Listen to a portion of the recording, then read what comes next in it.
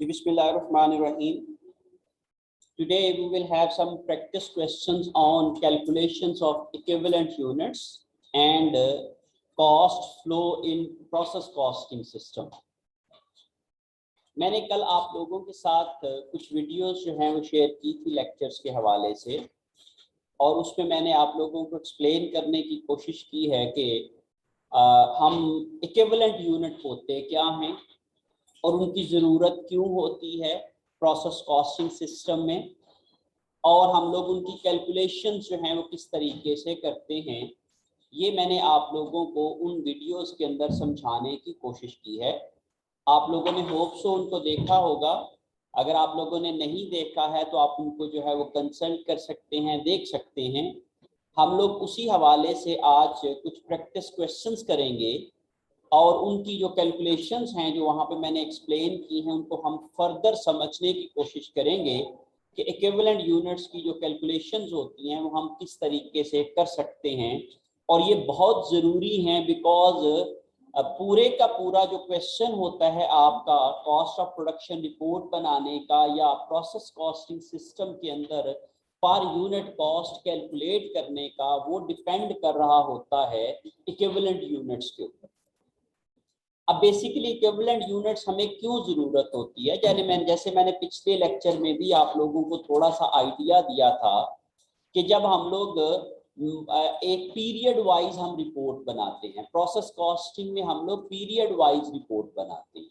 तो हम लोग ये देखते हैं कि जब हम पीरियड स्टार्ट करते हैं तो हो सकता है हमारे पास कोई भी यूनिट ना हो और हम कुछ यूनिट स्टार्ट करते हैं और उनमें से सारे के सारे यूनिट कंप्लीट नहीं हो सकते। एंड ऑफ द मंथ हो सकता है आखिरी दिन में कुछ यूनिट जो है वो अभी भी इन प्रोसेस हो, मीन अभी भी उनके ऊपर कुछ ना कुछ काम बाकी हो। तो वो जो होता है उसको वो जो काम बाकी है वो जाहिर है उनके ऊपर कुछ ना कुछ तो काम हुआ है ना। जैसे उसके ऊपर कुछ लेबर लगी हुई है, कुछ मटेरियल लगा हुआ है, कुछ उसके ऊपर FOH लगे हुए हैं।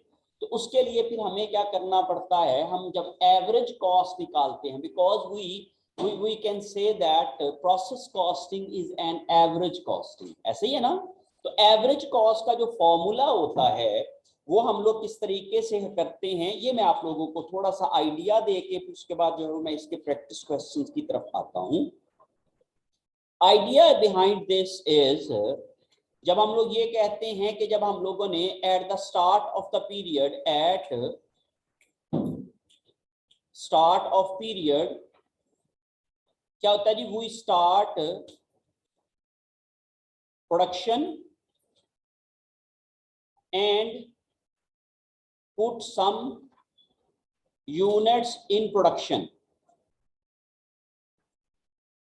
हम क्या करते हैं, कुछ यूनिट्स प्रोडक्शन में शामिल करते हैं। At the end of period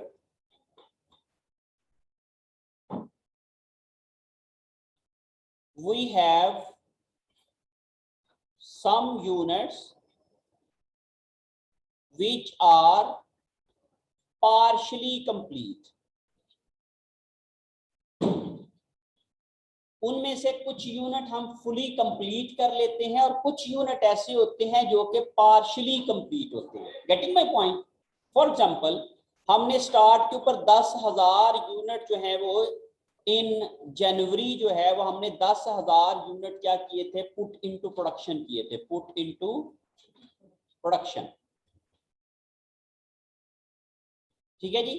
अब इनमें से हमने ये कहा कि 8,000 units were completed and transferred out। 8,000 unit क्या हो गए, कंप्लीट हो गए और ट्रांसफर आउट हो गए। अब बाकी जो 2,000 यूनिट हैं वो क्या हैं, अभी क्या हैं, इनकम्प्लीट हैं, या फिर इनके ऊपर क्या हुआ है, पार्शियली कंप्लीट है। Getting my point. ओके, अब ये जो पार्शियली कंप्लीट हैं इनकी हम क्या करते हैं, स्टेज ऑफ कंप्लीशन जो होती है वो भी असेस करते हैं कि भाई ये जो पार्शियली कंप्लीट हैं इनकी स्टेज ऑफ कंप्लीशन क्या है। क्या ये 50% कंप्लीट हैं, क्या 75% कंप्लीट हैं, क्या 25% कंप्लीट हैं, क्या 10% कंप्लीट हैं? Is it clear? और हमारे पास किसी भी डिपार्टमेंट में, मैंने जैसे आपको पिछले लेक्चर में बताया, 3 कॉस्ट एलिमेंट लगते हैं। कौन कौन से? मटेरियल, लेबर और एफर्ट। इसका मतलब ये हुआ कि तीनों कॉस्ट एलिमेंट के लिहाज से ये वाले क्या होंगे? यूनिट्स स्टेज ऑफ कंप्लीशन पे आएंगे। हो सकता है मटेरियल सारा लग गया हो लेकिन लेबर अभी आधी लगी हो। Getting my point? मटेरियल सारे का सारा लग गया हो लेकिन FOH अभी पूरे नहीं लगे हो। अच्छा, अब वो जो स्टेज ऑफ कंप्लीशन है वो हमें क्या होगी? हमारे क्वेश्चन में गिवन होगी। वो स्टेटमेंट की फॉर्म में भी हो सकती है, वो आपको न्यूमेरिकल फिगर की सूरत में भी दी जा सकती है। तो हम जब क्वेश्चंस करेंगे, प्रैक्टिस करेंगे, तो आपको मजीद इसके अंदर जो है वो क्लैरिटी आ जाएगी और मैं आपको जो डिफरेंट पॉइंट्स साथ साथ बताता जाऊंगा, आपको मजीद इसमें जो है वो समझ आती जाएगी। अब हम ये कह रहे हैं कि इनको फिर, अच्छा, इनको अब हमने क्या करना होता है? ये जो इनकम्प्लीट यूनिट होते हैं, इनको हम लोगों ने इक्विवेलेंट कंप्लीट यूनिट में कन्वर्ट करना होता है। क्या करना होता है? इक्विवेलेंट कंप्लीट यूनिट्स में कन्वर्ट करना होता है। And why we convert them into complete units? देखें, मैंने अभी जो एग्जाम्पल आपको बात की थी थोड़ी देर पहले या पिछले लेक्चर में भी, कि हम ये कहते हैं कि हम हर डिपार्टमेंट में, इन एवरी डिपार्टमेंट, वही क्या करते हैं?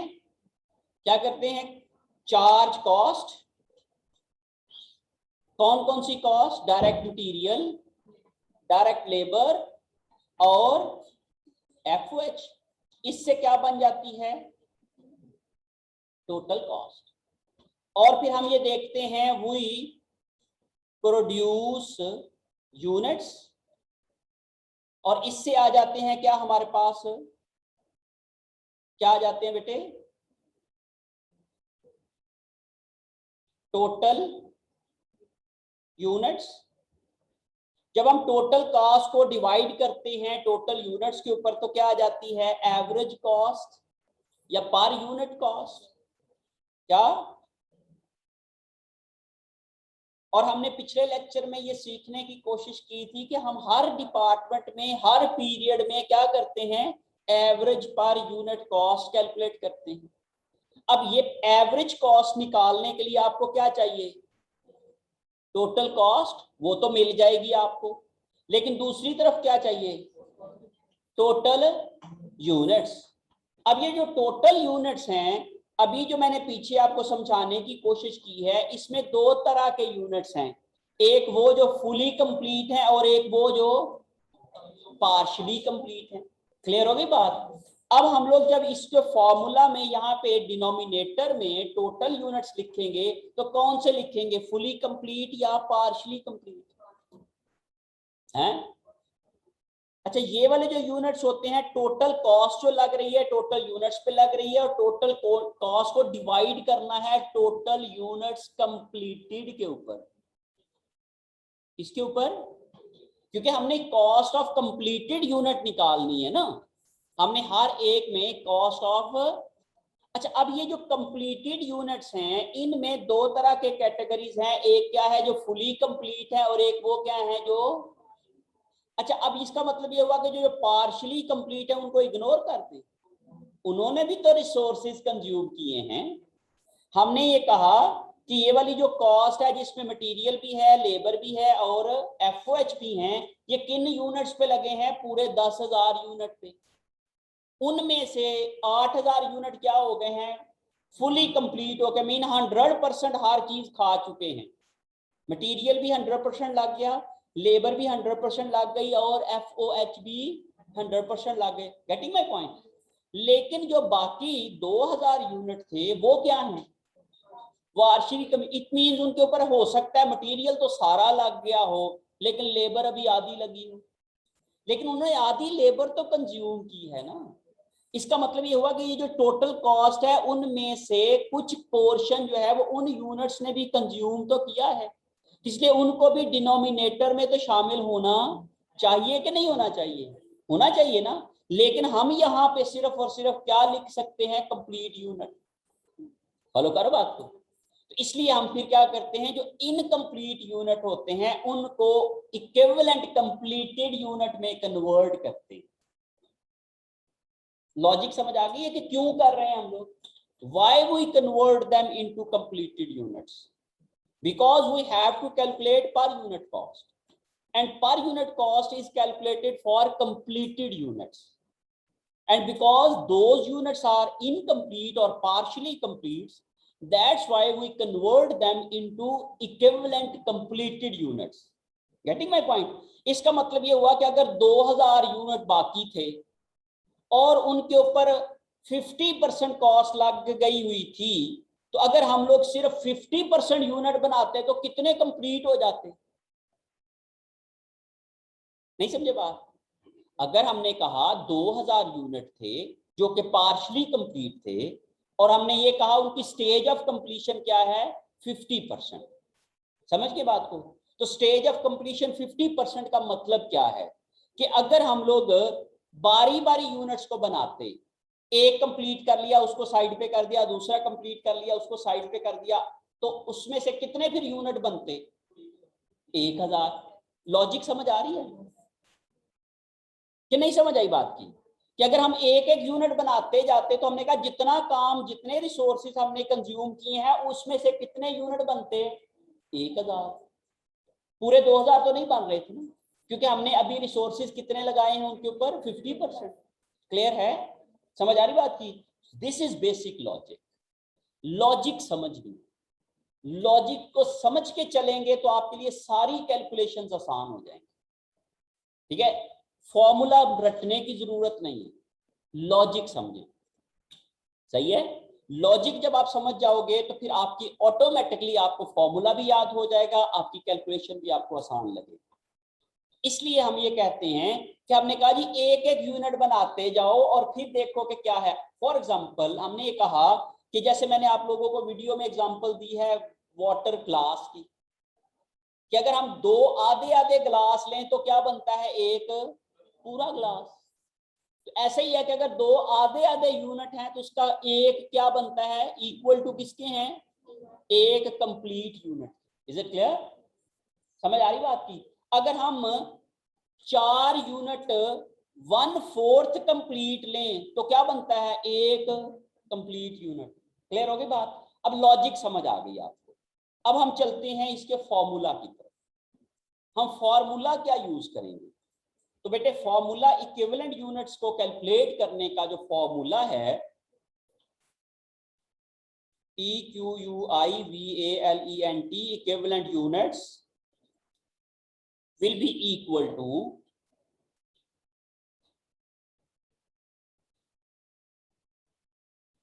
partially completed units multiplied by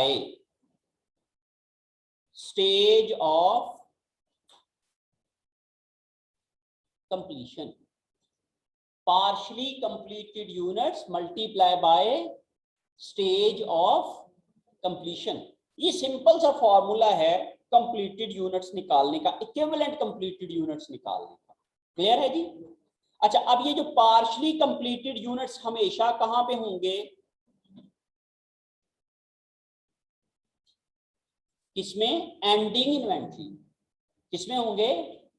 या फिर किसमें होंगे?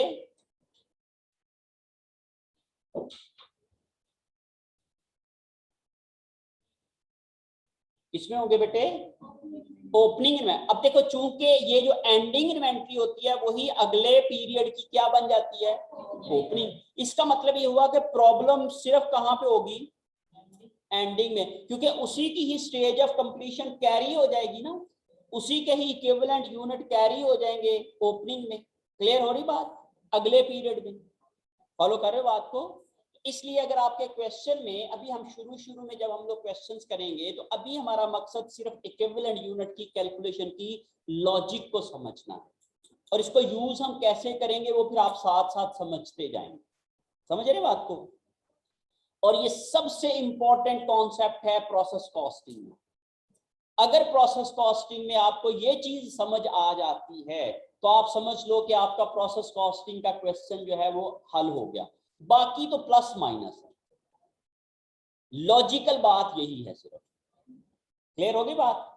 अच्छा जी, अब हम लोग देख लेते हैं कि इसकी जो वेरिएशंस हो सकती हैं डिफरेंट क्वेश्चंस के पॉइंट ऑफ व्यू से, ये मैं आप लोगों को यहाँ पे समझाने की कोशिश करूंगा। उसके लिए हम लोग एक्सरसाइजेस जो मैंने सिलेक्ट की हैं उनमें से मैं आपको एक्सरसाइज आपके साथ शेयर करता हूं और फिर उसके बाद जो है वो हम लोग इसको लेके चलते हैं जी।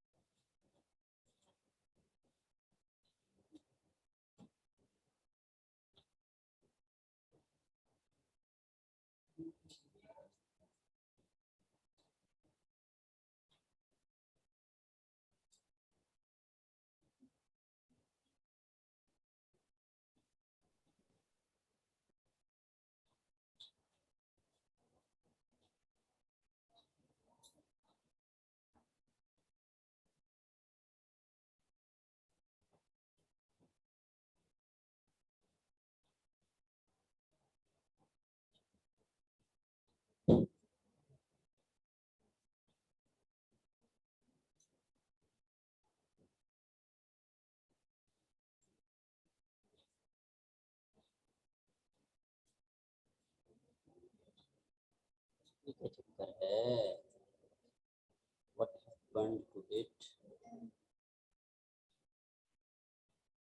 Here is the exercise. Exercise 5.1 है cost accounting by vendor book की 15th एडिशन में से, और इसके डिफरेंट सिचुएशंस हमें दी गई हैं और उन्होंने units completed during the month दिए हैं और unit in process and of the month दिए हैं और स्टेज ऑफ कंप्लीशन दी है। जैसे मैंने आप लोगों को पहले बताया कि ये जो एंड ऑफ द मंथ होंगे या जो एंडिंग इन्वेंट्री होगी या units in ending of the month होंगे, उसकी स्टेज ऑफ कंप्लीशन आपको गिवन होगी। कंप्लीटेड का मतलब क्या है? Everything is 100% consumed. बट जब हम इनकम्प्लीट की बात करते हैं तो हम लोगों के पास एंडिंग इन्वेंट्री आती है और एंडिंग इन्वेंट्री की स्टेज ऑफ कंप्लीशन हमें गिवन होगी। और इसके अलावा भी मैं आप लोगों को कुछ सिनेरियोज बताऊंगा कि स्टेज ऑफ कंप्लीशन फिगर की बजाय स्टेटमेंट में भी दी जा सकती है।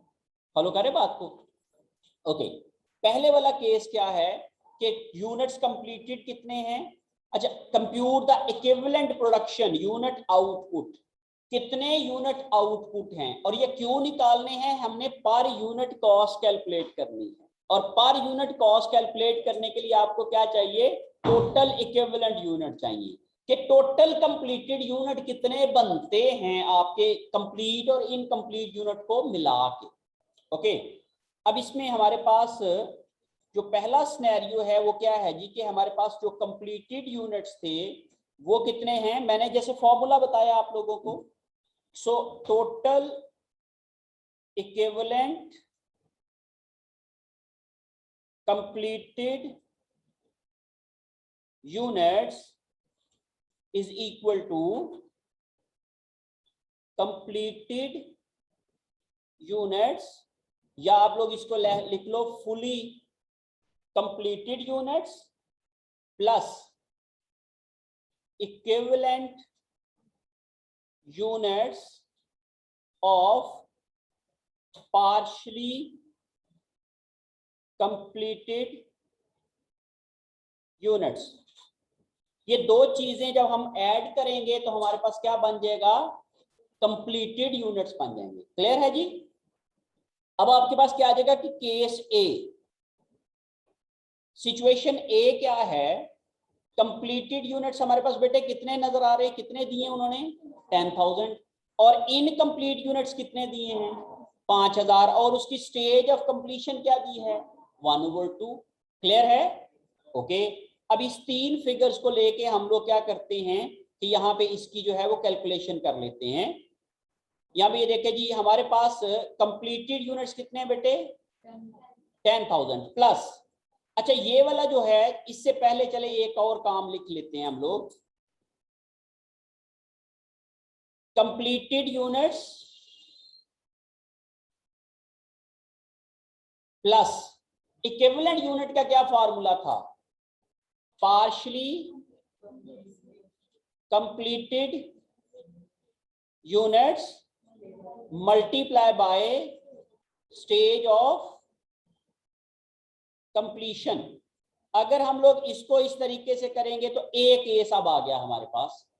कंप्लीटेड यूनिट्स कितने हैं बेटे, 10,000 प्लस पार्शियली कंप्लीटेड यूनिट्स कितने थे, 5,000 multiply by stage of completion क्या है 1/2। और जब हम लोगों ने इसको कैलकुलेट किया तो ये आ जाएगा जी 10,000 प्लस क्या आ जाएगा 2,500 और टोटल क्या बन गया, जवाब क्या आ गया 12,500। क्लियर है, समझ के बात को। ओके, अब हम बी केस की बात कर लेते हैं। सेकंड सिचुएशन क्या है हमारे पास, हमें क्या गया है जी, कितने कंप्लीटेड यूनिट्स हैं, हम लोग अपने क्वेश्चन में से देख लेते हैं। कंप्लीटेड यूनिट्स है 22,000। इन पार्शियली कंप्लीटेड या and of month incomplete unit, and of month जितने भी होंगे वो क्या होंगे, partially completed. Is it clear, ये क्या है 4,000 और इनकी स्टेज ऑफ कंप्लीशन क्या है 3/4। तो आप क्या करोगे 4,000 मल्टीप्लाई बाय 3/4 करोगे और प्लस कर दोगे 22,000 के अंदर। तो आप इसको जो है वो सॉल्व करते हैं। तो चलें जी देखें जी, क्या था जी 22,000 प्लस 4,000 का 3/4। ओके, और ये फिर कितना बन गया 25,000। कैसे आया है ये 22,000 प्लस 4,000 का 3/4 क्या आता है 3,000। तो इस तरीके से ये 25,000 बन गया। अब इसके बाद क्या है, केस सी आ गया। सी सिचुएशन में क्या है 8,000 क्या है जी 8,000 कंप्लीटेड हैं और जो पार्शियली कंप्लीटेड यूनिट्स हैं वो उन्होंने क्या बताया है 1,000 भी हैं, कितने 1/4 कंप्लीट, और 500 यूनिट्स कितने कंप्लीट हैं 2,500। इसका मतलब ये हुआ कि इसलिए दो स्टेज में आ गए, इनकी स्टेज ऑफ कंप्लीशन क्या आ गई 2 आ गई ना, समझ के बात को। तो अब इसको अगर आप लोग करोगे तो कैसे करेंगे हम लोग, फॉर्मूला वही लगेगा बिल्कुल उसी तरीके से। सी सिचुएशन क्या है 8,000 प्लस क्या करोगे कितनी है बेटे 1,000 1/4। क्लियर है जी,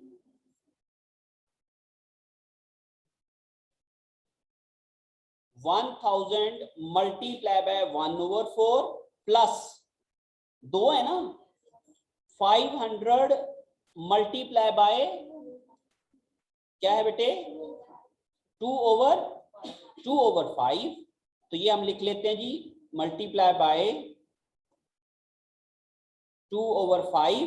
तो अब आप करोगे जी 8,000 प्लस इसका किया 1/4 तो क्या आ गया 250 सॉरी, प्लस इसका किया तो क्या आ गया 200। जब टोटल किया तो कितना आ गया 8,450 8,450 इसका जो है इक्विवेलेंट यूनिट्स आ गई। क्लियर है जी, समझ के बात को। ओके, अब इसके बाद नेक्स्ट हमारा पॉइंट क्या है, that is D point. D point में हमारे पास जो है वो कंप्लीटेड यूनिट्स हैं, वो हमें जो गिवन है हमारे क्वेश्चन में, that are 25,000, 5,000 unit half completed हैं और 5,000 यूनिट 3/4 कंप्लीटेड हैं। तो हम लोग इन तीनों को कैलकुलेट करके लिख लेते हैं जी। 5,000 25,000 सॉरी 25,000 क्या है जिसमें प्लस क्या करोगे जी बेटे 5,000 मल्टीप्लाई बाय 1/4 1/4 था 1/2 था ओके, प्लस 5000 मल्टीप्लाई बाय 3/4 था। ओके, इस तरीके से आप इसकी कैलकुलेशन करेंगे तो 25,000 प्लस ये क्या आ जाएगा जी 2500 प्लस ये क्या आ जाएगा 3750, और जब आप इसको टोटल करोगे तो कितना आ जाएगा आपके पास 31,250। अब इसकी प्रेजेंटेशन आप चेंज भी कर सकते हैं, जैसे मैं आपको अभी जो ई पॉइंट क्या है, ई पॉइंट में देखते हैं कंप्लीटेड यूनिट्स कितने हैं जी, कंप्लीटेड यूनिट्स लिख लेते हैं जी हम लोग। कंप्लीटेड यूनिट्स कितने हैं हमारे पास ई सिचुएशन में 48,000, और ये 1500 है, ये 4000 है, 4/5 और 1/4 है। हम ये जी कंप्लीटेड यूनिट्स हैं जी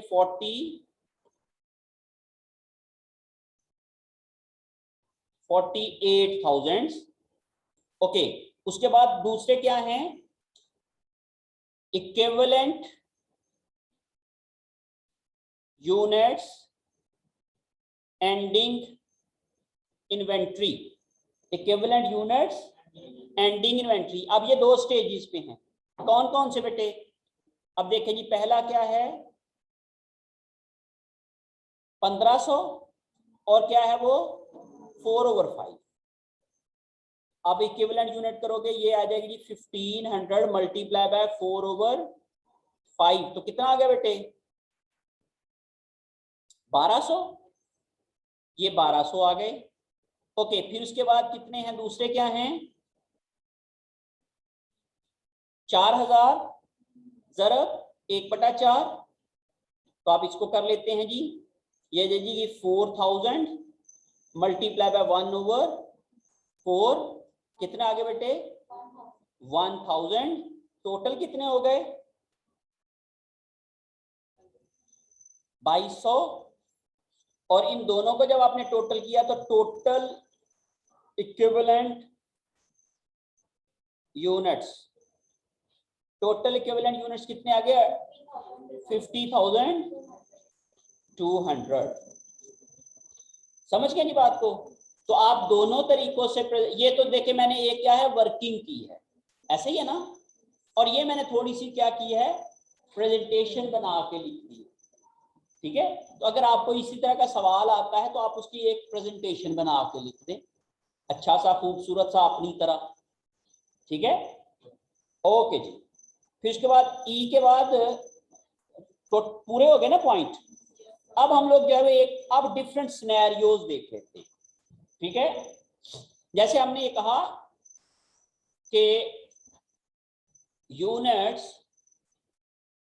started at beginning of month, unit started at beginning of month, हमने कहा जी 50,000 यूनिट हमने स्टार्ट किए हैं, ठीक है जी। यूनिट्स कंप्लीटेड, अच्छा जी, ड्यूरिंग द मंथ, हमने कहा जी ड्यूरिंग द मंथ हमने जो यूनिट्स कंप्लीट किए हैं वो हैं हमने 40,000 units completed during the month, कितने हैं 40,000। अब हमें स्टेज ऑफ कंप्लीशन भी नहीं दी हुई और एंडिंग ऑफ मंथ यूनिट्स भी नहीं दिए, ये दो, सिर्फ ये दो इंफॉर्मेशन दी है। क्या दिया हमें सिर्फ यूनिट्स कंप्लीटेड, ये मैं अपने पास से क्वेश्चन करवा रहा हूं आपको, ये बुक का क्वेश्चन नहीं। Units beginning at the month कितने थे, स्टार्ट कितने किए हम लोगों ने 50,000, उनमें से कंप्लीट कितने हो गए 40,000। तो अब इससे अल्टीमेटली निकल आएगा ना एंडिंग कितने थे, तो यहां पे आप लिख लो units end of the month, कितने यूनिट्स हो गए बेटे 10,000। ये कैसे निकला है units started minus units completed, तो बाकी क्या आ गया units end of the month आ गया। इसका मतलब है कि ये पहली इंफॉर्मेशन आप कैलकुलेट कर सकते हो अगर आपके पास ये दो फिगर्स दी हुई हों तो। ठीक है जी। अब इसके बाद जो सेकंड फैक्ट दिया गया है, materials are added at start of the month. अगर ऐसी स्टेटमेंट दी हुई है, क्या दी हुई है, materials are added at start of the month, ये भी स्टेज ऑफ कंप्लीशन है। ये जो स्टेटमेंट दी है, मैंने अभी आपको बताया कि आपको स्टेज ऑफ कंप्लीशन किस किस सूरत में मिल सकती है, या तो कोई फिगर हो, परसेंटेज में दे दी गई हो, रेशो में दे दी गई हो, वो तो बड़ा सिंपल सा फॉर्मूला में आप लोग पुट करोगे तो आपको क्वेश्चन का जवाब आ जाएगा। लेकिन अगर आपको स्टेटमेंट में दी हुई हो तो फिर आपको उससे क्या करना पड़ेगा, फिगर असेस करना पड़ेगा। अब आप जरा गौर करें इसके ऊपर, material are added at start of the month. अच्छा, बड़ी सिंपल सी बात है, जो तो कंप्लीट हो गए उनके ऊपर मटेरियल भी लग गया था, उनके ऊपर लेबर भी लग गई थी, उनके ऊपर FOH भी लग गए थे। मसला किनका है, जो आखिर में एंड ऑफ मंथ बच गए थे, ऐसे ही है ना। इसका मतलब ये हुआ इस केस में मसला किनका है, इन 10,000 का। अब हमने ये देखना है कि इन 10,000 यूनिट्स के ऊपर मटेरियल्स हाउ मच, इसके ऊपर मटेरियल कितना लगा है, फिर डायरेक्ट लेबर वो कितनी लगी है, और FOH कितने लगे हुए हैं, ये हमारे पास सवाल है। क्वेश्चन हमारे पास क्या है कि हमने ये असेस करना है कि इसके ऊपर मटेरियल कितना लगा है, इनके ऊपर लेबर कितनी लगी है, और इनके ऊपर FOH कितना लगा है। ये एक स्टेटमेंट हमें बताती है कि मटेरियल कितना लगा है। क्लियर है। तो मटेरियल हमने ये देखा कि जब ये कहा जाएगा कि material is added at the start of the process और स्टार्ट ऑफ द मंथ, तो इसका मतलब क्या है कि जब भी यूनिट हमने पुट किए सब के ऊपर क्या कर दिया, मटेरियल लगा दिया। तो फिर ये जो 10,000 यूनिट थे इनके ऊपर भी मटेरियल क्या हुआ था, लग गया था जितना लगना था। तो मीन इसका मतलब क्या हुआ, with respect to material, with respect to materials, ये वाले जो 10,000 यूनिट क्या है वो 100%। अब मुझे परसेंटेज नहीं दी हुई उसने, लेकिन मैंने स्टेटमेंट को पढ़ के क्या कर लिया है, परसेंटेज निकाल ली है। गॉट माय पॉइंट, समझ आ गई है। ये सबसे कॉम्प्लिकेटेड केसेस होते हैं कि materials are added at start of the month, materials are added this stage, materials are added end of the period. Clear है, end of the process 95% stage के ऊपर। समझ आ रही बात की। तो बेसिकली सबसे जो इस तरह की जो स्टेटमेंट्स आती हैं वो मटेरियल्स के हवाले से आती है। जो लेबर होती है या जो FOH होते हैं उनके लिए नॉर्मली इन दोनों को मिला के हम लोग एक वर्ड यूज करते हैं, कन्वर्जन।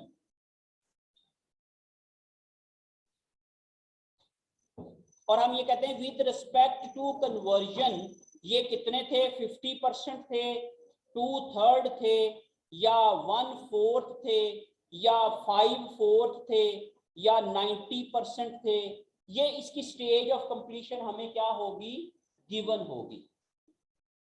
समझ के बात को। इस तरह से आप क्या कर सकते हो, अगर आपको स्टेज ऑफ कंप्लीशन नहीं गिवन है तो आप इसकी असेसमेंट कर सकते हैं उस स्टेटमेंट को पढ़ के, समझ के, क्योंकि वो जो स्टेटमेंट है उसमें आपकी वो परसेंटेज छुपी हुई है। अब मैं अगर इसके ये लिखूं कि मैं ये कहता हूं कि विद रिस्पेक्ट टू मटेरियल ये थी, और विद रिस्पेक्ट टू कन्वर्जन,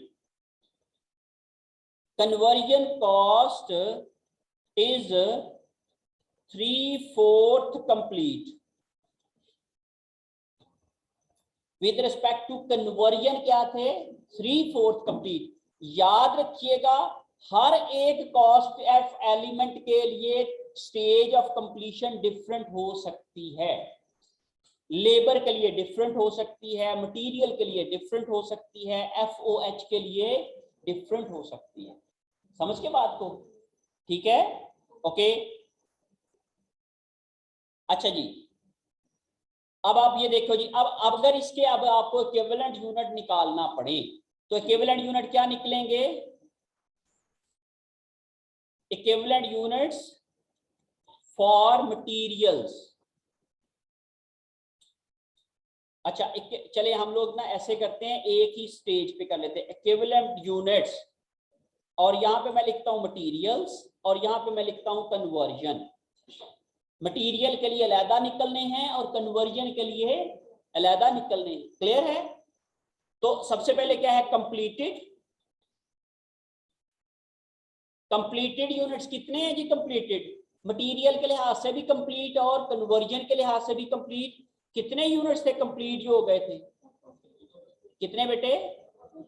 40,000। और इसमें भी क्या लिखूंगा? 40,000।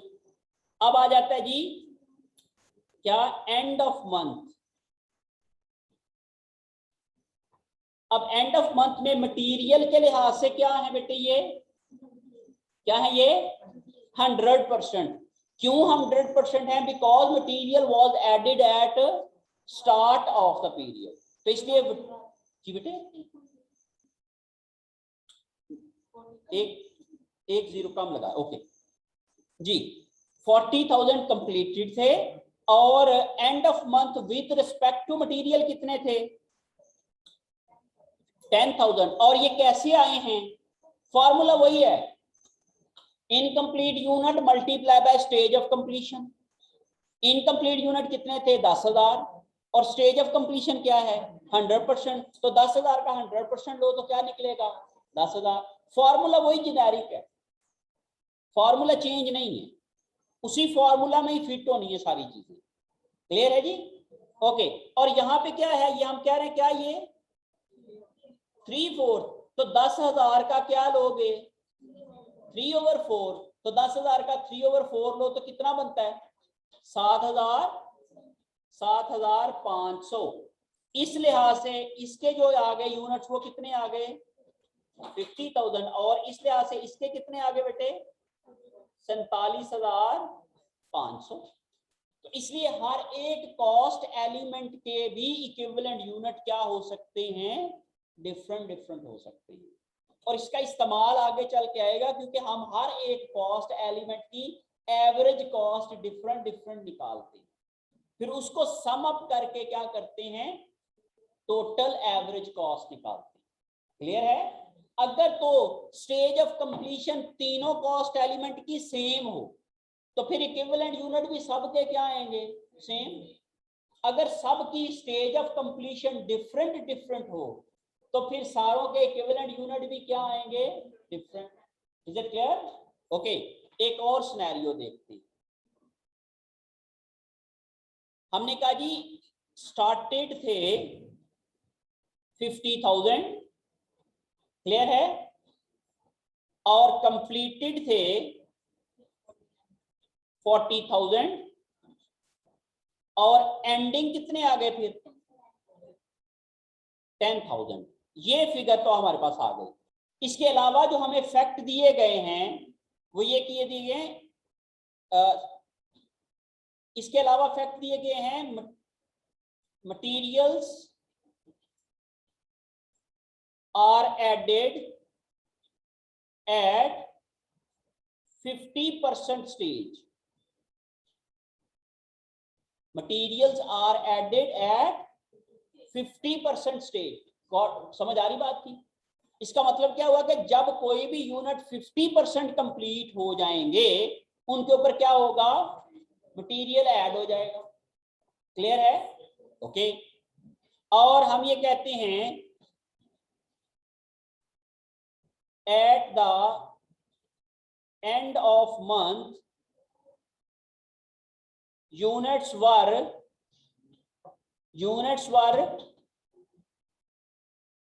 3/4 completed। At the end of the month जो यूनिट्स थे वो कितने कंप्लीट थे? 3/4। Is it clear?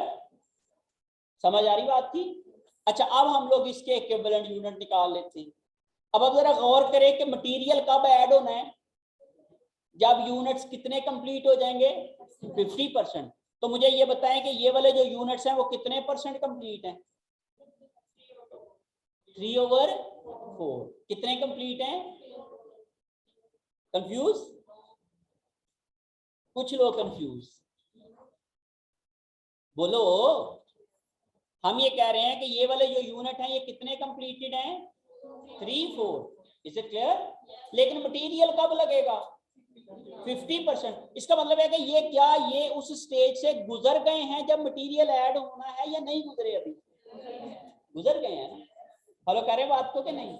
इसका मतलब ये हुआ कि ये कितने कंप्लीट हैं? 75%। इसका मतलब ये हुआ कि इनके ऊपर भी मटेरियल क्या हुआ है? लग चुका हुआ है। इसे क्लियर? अब आप कितनी चीजों को रट्टा लगाओगे? नहीं समझे बात? नॉर्मली क्या करते हैं लोग, यार ये सवाल है ना, बड़ रट लो भाई। इस इन क्वेश्चंस में एक एक चीज चेंज करते जाओ, सवाल चेंज। अब ये देखो, ये मैं अभी मैं आपको समझाता हूँ। एक फैक्ट, सिर्फ एक चीज चेंज करूंगा, सवाल चेंज हो जाएगा। सही है? अब ये कहता हूं, अब इसके अगर मैं इक्विवेलेंट यूनिट निकालूं, इसका मतलब ये हुआ कि विद रिस्पेक्ट टू फिर मटेरियल स्टेज ऑफ कंप्लीशन क्या है? क्या है? 100%। विद रिस्पेक्ट टू मटेरियल ये वाले यूनिट्स कितने कंप्लीट हैं? 100%। हमने ये देखना होता है कि with respect to every cost element what is the situation of these units. समझ के बात को? with respect to materials, labor, FOH, ठीक है ना? with respect to material, labor, FOH, ending units completed। कितने कितने कंप्लीट हैं? अब आप मुझे बताएं, विद रिस्पेक्ट टू मटीरियल्स क्या है? 100%। इसका मतलब क्या है कि कितना मटेरियल लगा हुआ है इनके ऊपर, जो आखिर में यूनिट बचे हैं उनके ऊपर मटेरियल कितना लगा हुआ है? कितना लगा हुआ है? 100%। जितना लगना था क्या लगा है? लग गया। क्यों? क्योंकि हम ये कह रहे हैं, हमें सवाल ये बता रहा है कि ये मटेरियल कब ऐड होता है? 50% पे, दरमियान में आके। अगर ये लिखा जाए स्टार्ट पे तो फिर पेट है कि 100%। अगर लिखा जाए नहीं भाई इस स्टेज पे, तो फिर देखो आखिरी वाले यूनिट की स्टेज क्या है, उससे अंदाजा हो जाएगा कि क्या ये इनके ऊपर मटेरियल लग गया है कि नहीं लगा है। तो अभी इनके ऊपर मटेरियल लग गया, इसका मतलब है इसकी स्टेज ऑफ कंप्लीशन फिर क्या है? 100%। और इसकी लेबर के लिहाज से और FOH के लिहाज से, गॉट मी पॉइंट? क्योंकि वो ये कह रहा है कि ये कितने कंप्लीट हैं? 75%। अब ये देखो, अगर ये फैक्ट ना दिया हुआ होता, अगर ये वाली लाइन यहाँ पे ना लिखी हुई होती और ये कहा जाता एंड ऑफ द मंथ जो है वो 3/4 कंप्लीट है, जिसका मतलब है मटेरियल भी 3/4, लेबर भी 3/4, FOH भी 3/4। लेकिन एक स्टेटमेंट ने क्या कर दिया? मटेरियल को अलहदा कर दिया। फॉलो करें बात को? अब मैं यही कहता हूं, materials are added at 80% stage. Materials are added at 80% stage. तो अब अगर मैं इस सिनेरियो में बात करता हूं, तो आप बताओ मुझे कि इन यूनिट्स के ऊपर मटेरियल लग गया? नहीं लगा। सही है? अभी लगेगा। कब? जब ये 80% पे पहुंचेंगे। तो फ्लो को समझना पड़ेगा। सही है? तो इसलिए यहां पे क्या करोगे? कितने परसेंट है फिर फिर ये कितने हैं? 0%। क्यों 0%? क्योंकि अभी इनके ऊपर मटेरियल ऐड नहीं हुआ। फॉलो करें बात को? और ये क्या है? और ये भी क्या है? अच्छा, और अगर यहां पे ये वाली स्टेटमेंट होती एट एंड ऑफ प्रोसेस, अगर ये स्टेटमेंट होती materials are added at end of process, तो फिर ये क्या है, फिर मटेरियल के लिहाज से क्या है 0%, और FOH और ये भी 75। तो बेसिकली आपको एक फिगर तंग करेगी मटेरियल्स की, समझ के बात को, और उसको आपने समझना है लॉजिकली कि ये जो स्टेटमेंट कह रही है ये क्या बताती है, मटेरियल कब ऐड हो रहा है, और फिर ये देखेंगे कि ये एंड ऑफ जो यूनिट हैं उनकी स्टेज ऑफ कंप्लीशन क्या है, वो कितनी कंप्लीट है, और फिर उससे आप असेस करोगे कि इसके ऊपर मटेरियल लग गया है कि नहीं लगा। फॉलो करें बात को? तो मैं घुमा के सवाल देता हूं, सही है कि नहीं? मैं सीधे सीधे सवाल तो मैं देता ही नहीं हूं, मैं तो घुमा के सवाल देता हूं। तो इसलिए वो जो घुमाने वाले सवाल है मैं आपको बताता भी तो हूं ना यहाँ पे, ठीक है? तो इसलिए बेटे वो आप लोग अगर अपने दिमाग खोल के ध्यान से अगर आप लोग उसको सारे एंगल्स को देख के समझ के करोगे ना तो फिर इशू नहीं होगा।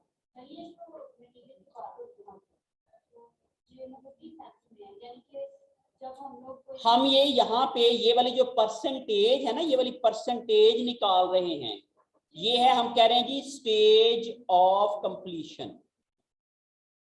क्यों? हमने इक्विवेलेंट यूनिट निकालने के लिए क्या करना है, इक्विवेलेंट यूनिट्स का जो फॉर्मूला है वो क्या है, इनकम्प्लीट यूनिट, ऐसे ही है, multiply by incomplete units multiply by stage of completion. ये फॉर्मूला लगाते हैं ना हम लोग। तो हम ये कह रहे हैं कि अगर स्टेज ऑफ कंप्लीशन आपको दी हुई ना हो किसी कॉस्ट एलिमेंट की, समझ गए हो, स्टेटमेंट दे दी गई हो सवाल के अंदर, तो फिर आपको स्टेज ऑफ कंप्लीशन क्या करना पड़ेगी, फाइंड करना पड़ेगी ना। तो हम वो स्टेज ऑफ कंप्लीशन की बात कर रहे हैं कि ये 0% कैसे हो सकती है, 100% कैसे हो सकती है। अभी जो हमने सवाल किए हैं वो तो हम लोगों ने सिंपल सी लॉजिक ली है ना, सारे यूनिट जो है वो इतने % कंप्लीट हैं विद रिस्पेक्ट टू मटेरियल भी, विद रिस्पेक्ट टू लेबर भी, विद रिस्पेक्ट टू FOH भी, लेकिन तीनों के लिए अलहदा भी हो सकती है, तीनों के लिए अलहदा अलहदा मेंशन भी की जा सकती है, समझ के बात को। और मैंने ये कहा कि नॉर्मली मटेरियल्स के हवाले से इस तरह की स्टेटमेंट्स आती हैं, तो उसमें हमें फिर ये देखना होता है कि मटेरियल की स्टेज ऑफ कंप्लीशन क्या है। Got my point? ओके जी। अब आपके सवाल में तो बड़े सादा से सवाल है जी बेटे।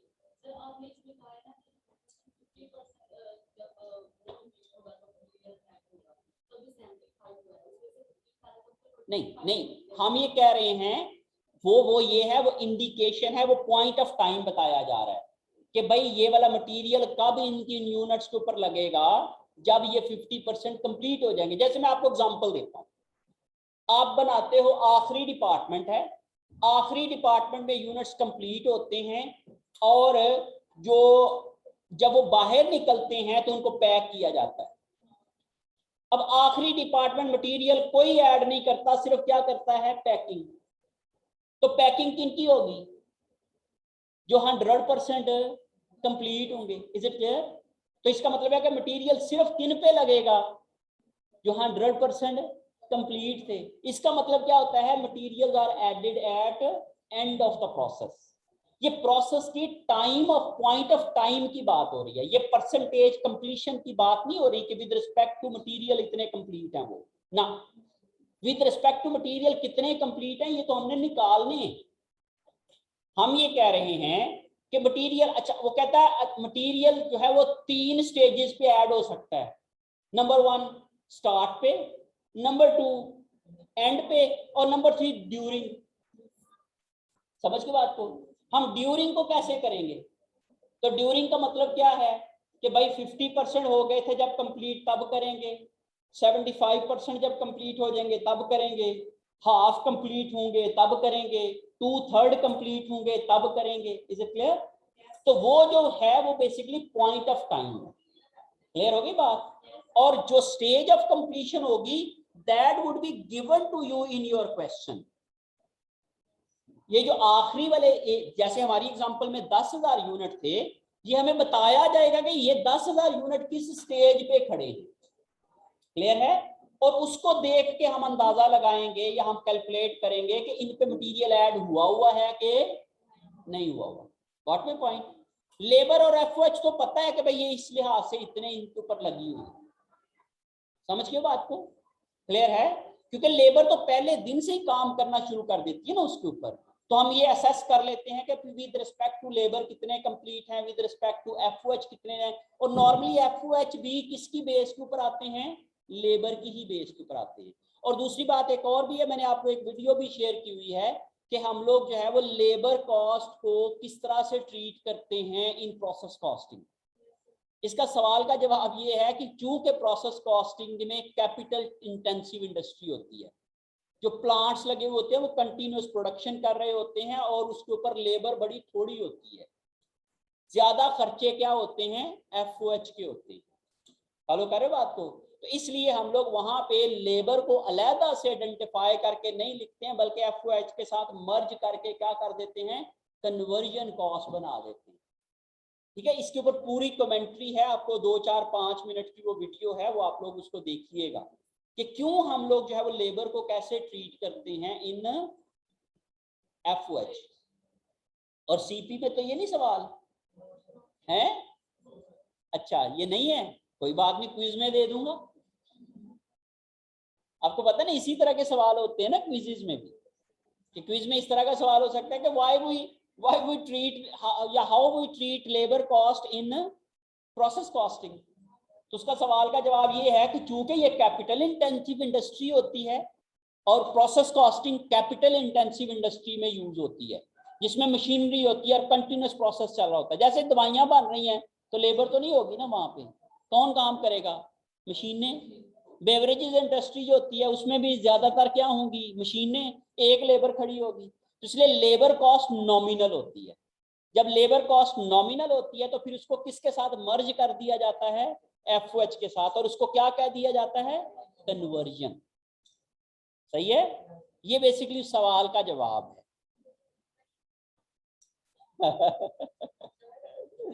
जी, कौन सा बेटे? एंड पे ये incomplete units multiply by stage of completion. आगे जगह नहीं सी ना हैगी, मैं डॉक्टरी मार देती। Equivalent units, E for equivalent, short writing, ठीक है ना? अच्छा जी,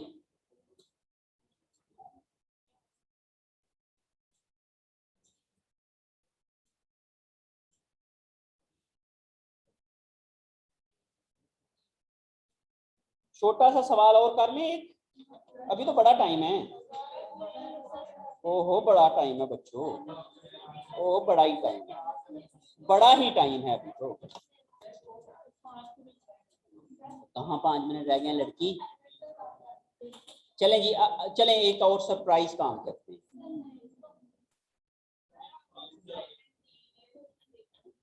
वो भी मैं करवाता हूँ जी। देखें जी प्लीज,